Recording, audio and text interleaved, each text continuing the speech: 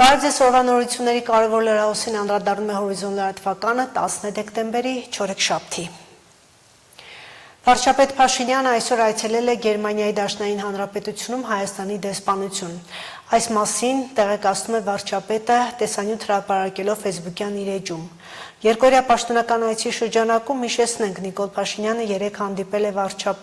Գերմանիայի Դաշնային Հանրապետության նախագահ Ֆրանկ-Վալտեր Շտայնմայերին եւ Դաշնային կանցլեր Ֆրիդրիխ Մերցի հետ։ Այսօր Փաշինյանը կմեկնի Համբուրգ, որտեղ ևս նախատեսված են տարբեր հանդիպումներ։ Երևանը հերքում է Բաքվի պնդումները, թե Հայաստան-Եվրամիություն ռազմավարական գործընկերության օրակարգը հակասում է խաղաղ գործընթացին։ Հայաստանի արտաքին գործերի նախարարությունը արձագանքել է Ադրբեջանի արտաքին քաղաքական գերատեսչության հայտարարությանը, թե Հայաստանի եւ Եվրամիության միջև ստորագրված ռազմավարական գործընկերության նոր օրակարգը հակասում է Հայաստանի եւ Ադրբեջանի միջև խաղաղ գործընթացին։ Ադրբեջանի արտաքին գործերի նախարարության հայտարարության վերաբերյալ Armenpress-ին տված մեկնաբանությունում արտգործնախարարության մամուլի խոսնակ Անի Բադալյանն նշել է, որ Հայաստան-Եվրամիություն գործընկերության ռազմավարական օրակարգն արտացոլում է Հայաստանի եւ Եվրոպական միության միջև երկկողմ ձևավորված խորացող գործընկերության բովանդակությունը, հիմնված ընդհանուր արժեքների փոխադարձ շահերի վրա։ Հայաստան-Եվրամիություն գործընկերության խորհրդի արդյունքներով ընդունված համատեղ հայտարարության մեջ ի հավելումն այլ առիթներով արտահայտված աջակցության Եվրամիությունը ողջունել է օգոստոսին Վաշինգտոնում կայացած խաղաղության գագաթնաժողովում Հայաստանի եւ Ադրբեջանի միջև խաղաղության եւ միջպետական հարաբերությունների հաստատման մասին համաձայնագրի ստորագրումը։ Եվրամիությունը վերահաստատել է իր ամուր աջակցությունը Հայաստանի եւ Ադրբեջանի միջև խաղաղության հետագա ամրապնդմանը եւ ինստիտուցիոնալիզացմանը, ասված է արտաքին գործերի նախարարության հայտարարության մեջ։ Խաղաղության պայմանագրի ստորագրման աշխատանքները բոլոր ուղղություններով Ադրբեջանի հետ շարունակվում են եւ կա պոզիտիվ տրամադրվածություն թե Հայաստանի եւ թե Ադրբեջանի կողմից։ Այս մասին այսօր ճեպազորույցի ժամանակ ասել է ազգային ժողովի նախագահը Ալեն Սիմոնյանը ճեպազորույցում անդրադարձել է նաեւ խաղաղության պայմանագրի ստորագրման ժամկետներին, մոտաբակայում ինչ որ մի մաս եւս սահմանազատելու եւ գերիների վերադարձի հարցերին։ Պայմանագրի ստորագրումը մոտավորապես ինչ ժամկետի հարց է ձեր։ Գիտեք ինչ անշնորհակալ գործաժամկետների մասին խոսելը, մենք պատրաստ ենք իրեն եղել շատ վաղուց ստորագրել, մենք հիմա ենք պատրաստ այդ պայմանագիրը ստորագրելու եւ այդ ուղղությամբ նույնպես խոսակցությունները շարունակվում են, որովհետեւ ակնհայտ է, որ կոնֆլիկտ որպես այդպեսին այլևս չկա եւ կոնֆլիկտի պայմաններ չկան եւ նախադրյալներ չկան ու չեն էլ կարող լինել եւ կրկնում եմ շատ կարեւոր ու որոշիչ բան է, դա վստահության վերականգնումը։ Բոլոր պետությունների մեջ, բոլոր երկրների մեջ լինում են ինչ-որ հարցեր, որոնք իրենք քննարկում են, մենք մեր հարևանների հետ մեր հարցերը այլևս պատրաստ ենք եւ կարողանում ենք համատեղ քննարկել։ Պարոն Սիմոնյան, սահմանազատման հանձնաժողովները իրենց օրակարգը արդեն սահմանել էին, ընթացքում նաև քննարկման թեմա դարձավ նավթամթերքի ներմուծումը, կարող ենք ասել, որ օրակարգում փոփոխություն կա, սահմանազատման աշխատանքներն ինչ փուլում են։ Ոչ մի փոփոխություն չկա, պետք է ասեմ, որ ինչ որ հարցերում մենք ենք շտապում, ինչ որ հարցերում ադրբեջանական կողմն է շտապում, բայց գործընթաց է, որը շարունակվում է եւ ես կարծում եմ, որ մոտակա ապագայում մենք նաև ինչ որ մի մաս նույնպես կսահմանազատենք եւ կունենանք այն դրական հաճելի ստացված իրավիճակը, որը որ ունենք իրանցի մասում, որը որ դարձել է մեր համար օրինակելի մի տեղ, որտեղ որ մենք միջազգային գործընկերներին եւ մեր քաղաքացիներին, որոնք դեռ չեն եղել, տանում ենք ցույց ենք տալիս եւ ի ցույց ենք դնում, թե նշված քիչ առաջ խոսացված խաղաղությունը ինչ տեսք կարող է ունենալ եւ ինչ տեսք ունի։ Պարոն Սիմոնյան, որ հատվածի մասին է խոսքը եւ ինչ մոտ ապագայի, այսինքն դրանք ամիսների հատվածի մասին հիմա հստակ որևիցե բան չեմ կարող ասել, ինչ ժամկետի մասին է խոսքը նույնպես չեմ կարող ասել, կարծում եմ առաջի երամսյակի մեջ եկող տարում։ Ինչ նորություն ունենք գերիների վերադարձի այս գործընթացում։ Մենք արդեն բազմիցս ասել ենք, որ դրա մասին բարձր չենք խոսում, բայց աշխատանքները ոչ մի հանդիպման ժամանակ լինի դա Ադրբեջանի ներկայացուցիչների հետ, թե որևիցե միջազգային ներկայացուցիչ, որևիցե դեսպան, որևիցե պատվիրակություն, որևիցե այց,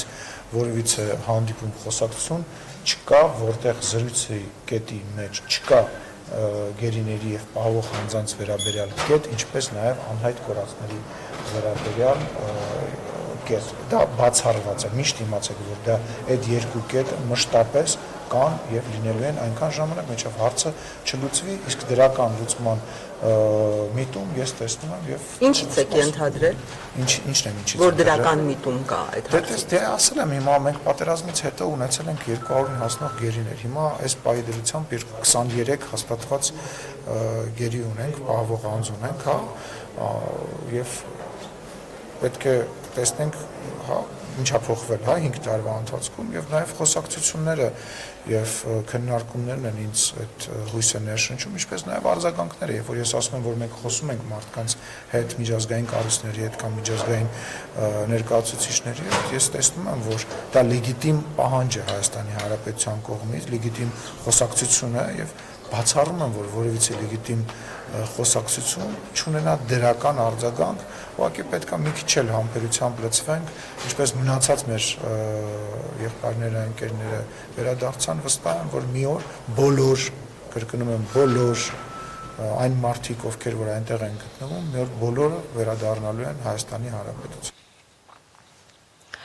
Հայ-ադրբեջանական ներկայգործընթացների մասին համատեղ հարցազրույց են տվել Հայաստանի անվտանգության խորհրդի քարտուղար Արմեն Գրիգորյանը եւ Ադրբեջանի նախագահի օգնական Հիքմեթ Հաջիևը։ Պաշտոնյաները խոսել են Եվրոնյուզի լրագրողի Դոհայի ֆորումի շրջանակում։ Հայաստանը ներկայացրել է COP17 կենսաբազմազանության համաժողովի պաշտոնական տարբերանշանը։ Տարբերանշանի հիմքում ընտրվել է Երևանյան կապտաթիթեռը, Հայաստանի լեռնաշխարհին բնորոշ կարմիր գրքի էնդեմիկ տեսակը։ Այն ներկայացրել է Հայաստանի շրջակա միջավայրի նախարար Համբարձում Մաթևոսյանը Քենիայի ՄԱԿ-ի շրջակա միջավայրի ասամբլեայի 7-րդ նստաշրջանում։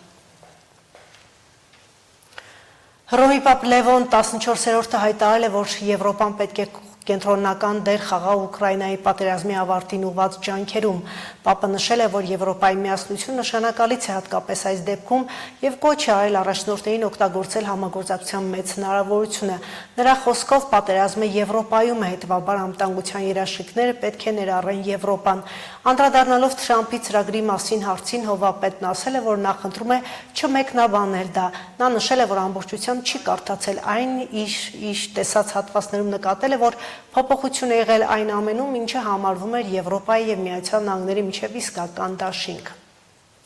Միացյալ Նահանգները կոչ է արել Թայլանդի եւ Կամբոջային դադարեցնել հակամարտությունը, մասնավորապես Միացյալ Նահանգների պետքարտուղար Մարկո Ռուբիոն հայտարարել է, որ Միացյալ Նահանգները մտահոգված է Կամբոջա-Թայլանդ սահմանին շարունակվող մարտերով եւ զոհերի թվով։ Երկու կողմերն էլ պետք է անհապաղ դադարեցնեն կրակը, ապահովեն քաղաքացիական բնակչության պաշտպանությունը եւ վերադառնան Կուալա Լումպուրի խաղաղության համաձայնագրերում նշված դեէսկալացիայի միջոցառումներին։ Ռուբիոն այդ մասին գրել է X-ի իր հարթակում, հիշեցնենք, որ դեկտեմբերի 8-ին Կամբոջայի եւ Թայլանդի միջև բախումներ են վերսկսվել եւ կողմերից յուրաքանչյուրը մեղադրում է մյուսին։ Ավստրալիայի ուժի մեջ է մտել օրենք, ըստ որի 16 տարեկանից փոքր անձանց արգելում է մուտք գործել սոցիալական ցանցեր։ Դեկտեմբերի 10-ից Ավստրալիայում գործող սոցիալական ցանցերը պարտավոր են ապակտիվացնել երեխաների եւ դեռահասների օգտահաշիվները։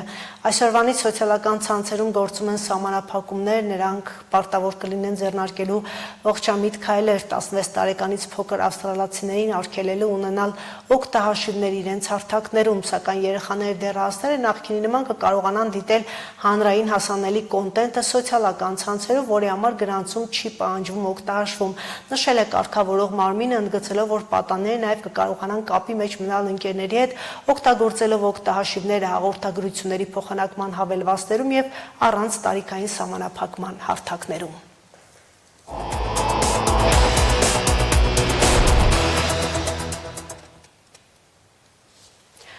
Գյումրիի մի քանի փողոցներում եւս 5 նոր լուսացույցներ կտեղադրվեն երթևեկությամբ ծանրաբեռնված ճանապարհների վտանգավոր խաչմերուկներում են դրանք նախատեսված, թեև այդ հատվածներում եւ նշագծումներ կան եւ արգելաթմբեր։ Անվտանգության հավելյալ միջոցների կիրառման պատճառը տրանսպորտային միջոցների անհամեմատ մեծ քանակն է։ Տեղավայրաններ շատ է լինում։ Դրա համար անհրաժեշտ է էլի սվետաֆորների տեղադրելը։ Վազգեն Սարգսյան փողոցն օրվա բոլոր ժամերին է երթևեկությամբ ծանրաբեռնված, հետիոտնային անցումներին անգամ վտանգավոր։ Այս փողոցում են դպրոց, մանկապարտեզ, ինստիտուտ։ Ճանապարհը հիմնանորոգումից հետո հետիոտնային անցումներ գծվել են, արգելաթմբեր կառուցվել, բայց դրանք էլ չեն փրկում վթարային իրավիճակներից։ Ինչքան փողոցները շատ են վերակառուցում, հիմնանորոգում են բնականաբար լուսավորները, ճանապարհները դարձնում են ինքնին արագընթաց արդեն։ Լավ օրակ ճանապարհ է, մեքենաները կարող են ավելի հատկապես կարկազանց վարորդները արագ երթև եկել, այս պատճառով բնականաբար միակ ճանապարհը, որ մենք կարող ենք եւ փողոցային երթևեկության նշաններով կարգավորել եւ լուսավորներով։ Նոր լուսացույցների անհրաժեշտությունը միայն Վազգեն Սարգսյան փողոցում չէ, մի քանի տեղերում հենասյուներ են դրել։ Լուսացույցները դեռ տեղ չեն հասել, գնման գործընթացը մրցույթով է։ Քաղաքապետարանը սպասում է արդյունքներին, հաղթող կազմակերպությունն էլ դրանք տեղադրելու է։ Վթարները հիմնականում տեղի են ունենում լուսացույցներով չկարգավորվող խաչմերուկներում։ Բոլորս գիտենք, որ ծանրաբեռնված է եւ վարորդները յուրաքանչյուր վարորդ ինքն է զգում, թող փորձի Գերցեն փողոցից դուրս գա Վազգեն Սարգսյան փողոց ու ցախ մտնի գնա դեպի Անլի թաղամաս։ Ինչքան պետք է սպասի, որպեսզի կարողանա այդ արգելքը հաղթահարել։ Տրանսպորտային միջոցները քաղաքում շատացել են, կենտրոնական հատվածները հատկապես երթևեկությամբ գերբեռնված են։ Իսկ կեսօրին եւ աշխատանքային օրվա ավարտին Գյումրիի համար անսովոր խցանումներով վիճակներ են ստեղծվում Սայաթ-Նովա, Տերյան, Վազգեն Սարգսյան փողոցներում։ Այդ հատվածներում քաղաքապետարանը նախատեսում է ավելացնել երթևեկության նշանների թիվը կամ լուսացույցներ տեղադրել։ Լեջի վրա դրեցին էլի։ Ավայրը էր միշտ, մարդկս ինտագը վերջում դրեցին։ Ավտանկությունը ամենաառաջի հերթին։ Ու մեքենան իրենց հերթին ասնեն, հետդոտն իր հերթին ասնեն։ Идешь սպետաֆորով առավ, կայնի բդի վсё։ Ու ավելի ապահովկյամի։ Չեղա ժամանակ են չէ էլի։ Չիդես ասնիս թե չասնիս։ Ըստ ընձիտպես ավելի ճիշտ է, ավելի լավ են մեր օպեն կայնիս սպասես նորից տաս, քաստե ինչ որ վտարի պատճառ դառնա այդ չերնելը։ Նախապարուսական լուրջ աշխատանքներ են ծավալվել Մարմաշենի խճուղին, խճուղի վրա, ուրեմն Անլի թաղամասից Մուշ թաղամաս կանացող ճանապարհը այդ քաշմերուկում, որտեղ որ հաջախագեն դեպքեր լինում, լիարժեք լուսավորային ուրեմն համակարգի տեղադրել, որպեսզի երթևեկությունը կարողանանք կարգավորել։ Լուսացույց ու արգելաթում չի հասնի Գերցեն փողոցին, այն երկրորդական փողոց է համարվում, բայց հարող նրբանցքներով ասֆալտապատված եւ միշտ երթևեկությամբ ակտիվ, որովհետեւ Գերցենը կապող ճանապարհը Շիրակացի փողոցին։ Սեփական տների բնակիչների համար էլ այն փորձանքի բուն է։ Հարթ ասֆալտով փողոցում արագություն բացող վարորդները շատ են։ Մեկ ամիս առաջ էր հերթական վտարից հետո բնակիչները բողոքեցին, պահանջեցին մի բան անել, բայց մերժվել են բացատրելով, որ հիմնանորոգման ժամանակ էր պետք արգելաթում տնելու մասին մտածել։ Լուսացույցով կարգավորվող փողոցներից առայժմ 5-ն է քաղաքապետարանն առանձնացրել, առաջնահերթություններից ելնելով։ Նմանատիպ դժվարություն մենք ունենք Անլի թաղամասում, ուրեմն Խորենացի եւ Պարուսեվակ փողոցների խաչմերուկում։ Գիտեք, որ Պարուսեվակ փողոցը ամենաբանուկ փողոցն է Անլի թաղամասի, իսկ Խորենացին միջպետական արդեն այդ հատվածը դնում է միջպետական մեջ, այն մեկ ճանապարհն է նորից ծանրաբեռնված է, այդ պատճառով պետք է մենք ուրեմն տեղադրենք լուսավորներ։ Ոչ միայն լուսացույցների, նաև երթևեկության նշանների տեղադրման նշակցումների գործն է քաղաքային իշխանությանը։ Իսկ թե որտեղ եւ ինչպես են այդ աշխատանքներն արվելու, ճանապարհային ոստիկանության հետ են համագործակցում։ Գյումրիում նոր լուսացույցների համար դեռ էլեկտրական մալոխների անցկացման հարցն են լուծելու։ Սա էլ Էլցանցի հետ կատարվող աշխատանք է։ Մարինե Դերբինյան, Արարատ Ծատուրյան, Հորիզոն։ Այսքան այժմ լրացում ծանոթացեք նորությունների ժամը 20-ին։